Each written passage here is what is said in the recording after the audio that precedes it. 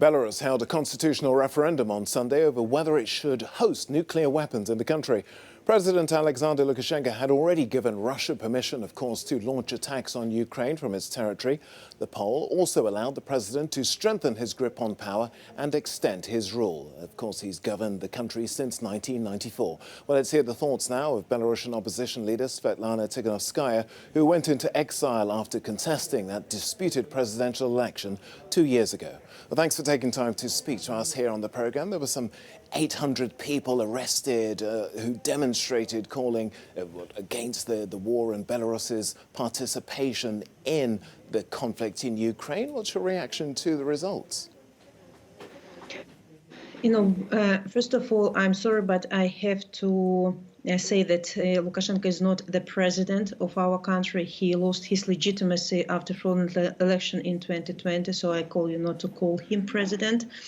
And yesterday we called people to the streets of Belarus to say no to the war in Ukraine. We are against our country to be dragged into this conflict. We are already participating in this invasion, and this is happening only because Lukashenko decided to sacrifice with our land for the sake of his own power. And I'm so proud that Belarusian people, despite of 2 years repressions, they managed to go out to the streets, and according to our counting, about 70,000 people went for rallies. 800 have been detained, but we managed to show our support to Ukrainian people, and we will continue our rallies. A lot of Belarusian people want to go to Ukraine to fight for them as well, to organize the small anti-war movement, and we are doing everything possible to create pressure not only on Lukashenko but to participate in anti-war movement.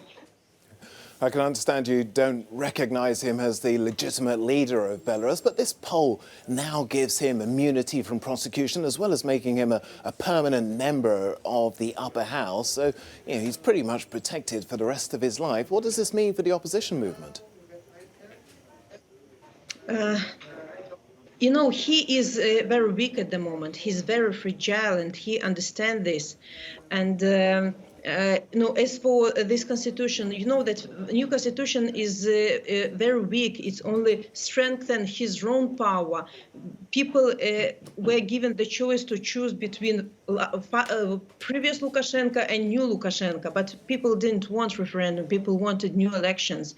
And what is the most concerning about this new constitution is that nuclear, non-nuclear and neutral status of Belarus is deleted from this constitution. So it's extremely important because we are dealing with unpredictable person, and in the nearest days, Lukashenko will be made to dispose nuclear weapon, Russian nuclear weapon on our land. It will be a huge threat to the whole Europe. Okay.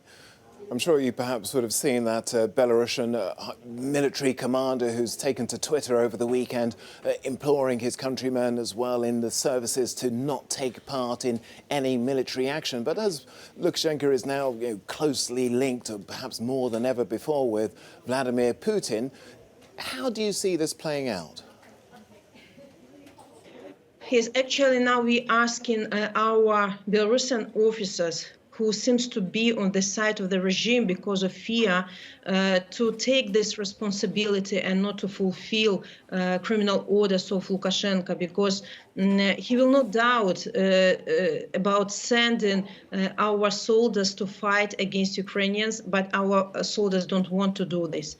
And we ask them not to fulfill this demand and stay in Belarus, stand with Belarusians.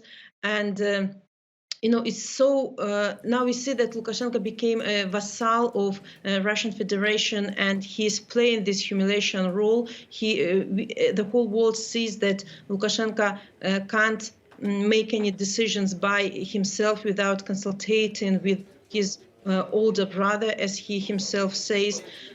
So he lost legitimacy in the eyes of Belarusian people, in the eyes of all the democratic world, but he has to play this role at the moment.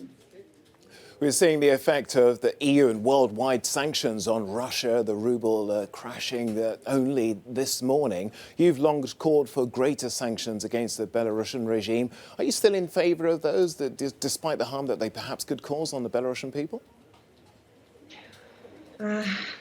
We are asking for sanctions against regime because Lukashenko and his cronies are absolutely responsible for what we are going through in Belarus, for the situation when we became aggressor towards Ukraine, and Lukashenko's regime has to feel all the consequences of his decisions. And yes, I'm sure that the most impactful tools European Union and the USA have its economic tools, and we are calling for tougher, stronger sanctions, joint sanctions towards the Belarusian regime as well, for them not to feel impunity for what they are doing now. And Sviatlana Tsikhanouskaya, thank you for joining us here on the programme again. thank you.